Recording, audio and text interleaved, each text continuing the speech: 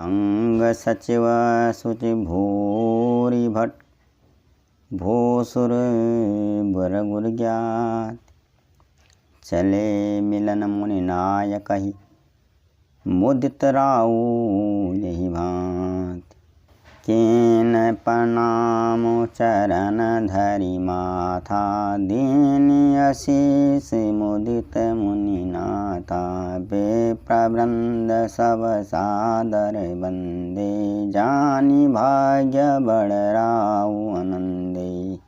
मिथिलापति जनक जी ने जब यह समाचार पाया कि महामुनि विश्वामित्र जी आए हैं मिथिला में, तब उन्होंने अपने ईमानदार स्वामी भक्त मंत्री बहुत से योद्धा श्रेष्ठ ब्राह्मण गुरु सुतानंद और अपनी जाति के श्रेष्ठ लोगों को साथ लिया और इस प्रकार प्रसन्नता के साथ राजा मुनियों के स्वामी विश्वामित्र जी से मिलने चले। राजा जनक ने मुनि के चरणों पर मस्तक रखकर प्रणाम किया और मुनियों के स्वामी विश्वामित्र जी ने प्रसन्न होकर आशीर्वाद दिया। फिर सारी ब्राह्मण मंडली को आदर सहित प्रणाम किया और अपना बड़ा भाग्य जानकर राजा जनक आनंदित हुए। कुशल प्रश्न कही बारहि बारा विश्वामित्र निरपहि बैठारा ते अवसर आए दो भाई गए रहे देखन पुलवाई। बार बार कुशल प्रश्न करके विश्वामित्र जी ने राजा को बैठाया। उसी समय दोनों भाई राम और लक्ष्मण आ पहुँचे जो फुलवाड़ी देखने गए हुए थे। श्याम गौर मृदु बयस किशोरा लोचन सुखद विश्वचित चोरा उठे सकल जब रघुपति आए विश्वामित्र निकट बैठाए। सुकुमार किशोर अवस्था वाले श्याम और गौर वर्ण के दोनों कुमार नेत्रों को सुख देने वाले और सारे विश्व के चित्त को चुराने वाले हैं। जब रघुनाथ जी आए तब सभी उनके रूप एवं तेज से प्रभावित होकर अपने अपने आसनों से उठकर खड़े हो गए।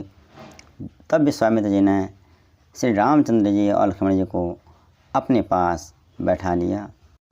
भये सब सुखी देखे दो भ्राता बारी बिलोचन पुलकित गाता मूर्ति मधुर मनोहर देखी भयाऊ विदेहु विदेहु विशेषी।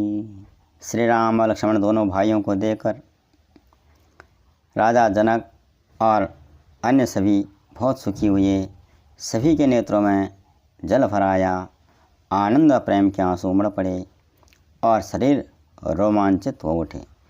राम जी की मधुर मनोहर मूर्ति को देखकर विदेहराज जनक विशेष रूप से विदेह यानी देह की शुद्ध बुद्ध शरीर हो गई।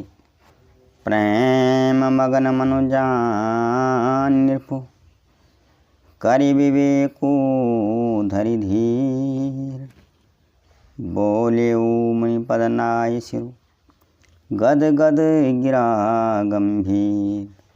मन को प्रेम में मग्न जान राजा जनक ने विवेक का आश्रय लेकर धीरज धारण किया और मुनि विश्वामित्र जी के चरणों में सिर नवाकर गदगद गंभीर वाणी से कहा, कहु नाथ सुंदर दो बालक मुनि कुल तिलक के नृप कुल पालक ब्रह्म जो निगमनेति कही गावा हो भाया बेस धरी की सोयावा।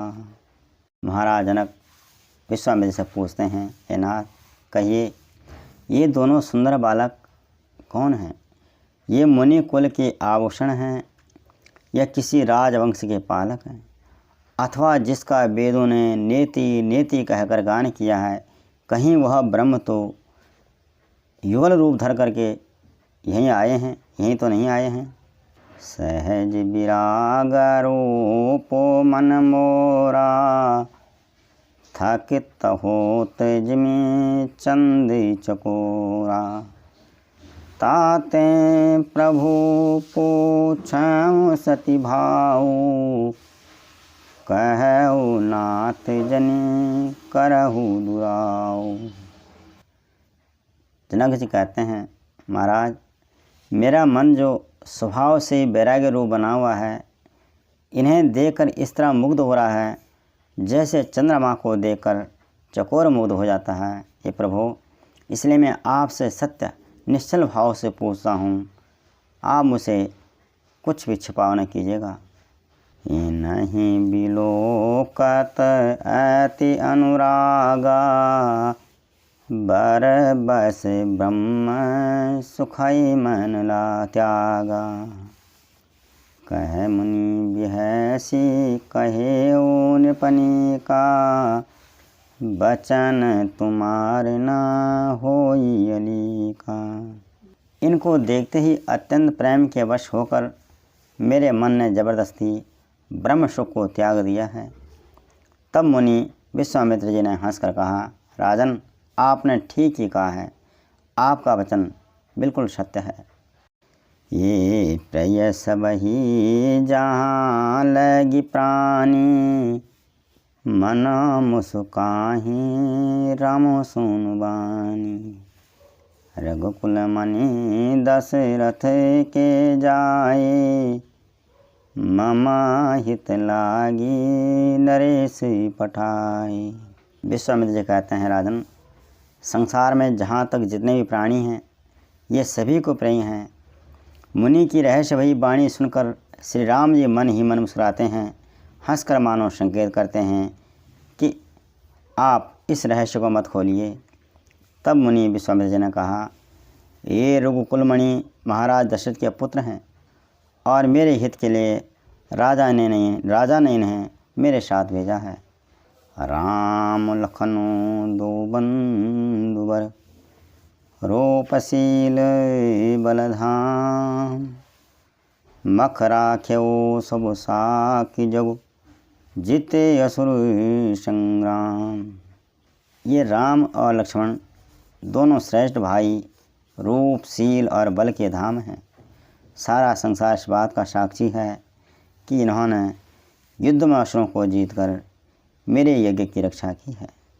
मुनि तव चरण देखे कहराऊ, कहे न सकहूँ निज पुण्य प्रभाऊ। सुंदर श्याम गौर दो भ्राता, आनंदहूँ के आनंददाता। राजा जनक ने कहा, मुने आपके चरणों के दर्शन कर मैं अपना पुण्य प्रभाव कह नहीं सकता। ये सुंदर श्याम और गौर वर्ण के दोनों भाई आनंद को भी आनंद देने वाले हैं। इनके प्रीति परस पर पावनी, कही न जाय मन भाव सुहावनी। सुनहु नाथ कह मुदित विदेहु, ब्रह्म जीव सहज सनेहु।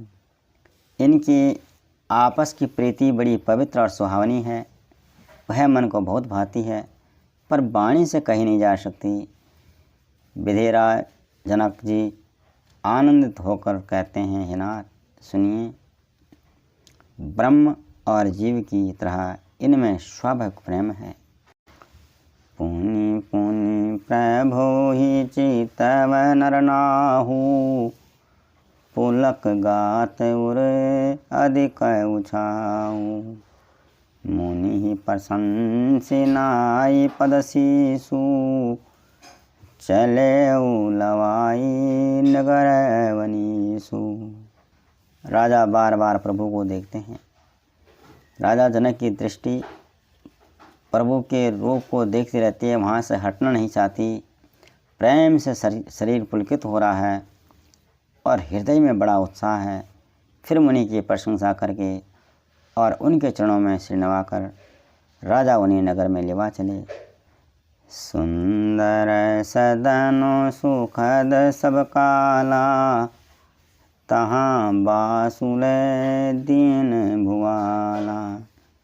करि पूजा सब विधि सेवकाई, गयऊ राउ ग्रह विदा कराई। एक सुंदर महल जो सब समय सभी ऋतुओं में सुखदायक था, वहाँ राजा ने विश्वामित्र जी और राम लक्ष्मण ले जा करके वहाँ ठहरवा दिया। तत्पश्चात सब प्रकार से पूजा और सेवा करके राजा ने मुनि से विदा मांगी और अपने घर गए। ऋषय संघ रघुवंश मणि, करि भोजनो विश्राम। बैठे प्रभु भ्राता सहित, दिवस रहा भरि जाम। रघुकुल के शिरोमणि प्रभु श्री रामचंद्र जी ऋषियों के साथ भोजन और विश्राम करके भाई लक्ष्मण समेत बैठे। उस समय पहर भर दिन रह गया था। जय श्री राम।